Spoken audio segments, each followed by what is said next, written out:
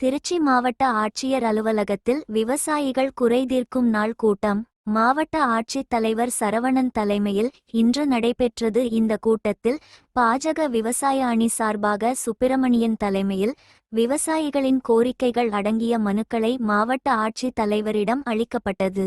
அந்த கோரிக்கை மனுவில் கூறியிருப்பதாவது: மகாத்மா காந்தி தேசிய ஊரக வேலைவாய்ப்பு திட்டத்தில் 100 நாள் வேலை திட்டத்தை விவசாயத்திற்கு பயன்படுத்தினால் விவசாயிகளின் ஆள் பற்றாக்குறை நீங்கும். எனவே 100 நாள் வேலை திட்டத்தின் கீழ் பணிபுரிபவர்களை பயன்படுத்த வேண்டும் மற்றும் தனியார் பேருந்து, அரசு போக்குவரத்து பேருந்துகள் அனைத்தும் ஆலம்பட்டி புடூர் வண்ணாங்கோவில் பேருந்து நிறுத்தத்தில் ஸ்டாப்பில் நிறுத்த வேண்டும் மற்றும் வையம்பட்டி ஒன்றியம் தேக்குமலை கோவில் அடிவாரம் கிராவல் மண் திருடப்படுவதை தடுக்கும் விதமாக உடனடியாக நடவடிக்கை எடுக்க வேண்டும் மற்றும் மாயனூரிலிருந்து பொன்னணியாறு அணைக்கு நீர்வரத்து ஆய்வு செய்ய வேண்டும் என பல்வேறு கோரிக்கைகளை வைத்து மனுக்கள் அளிக்கப்பட்டது.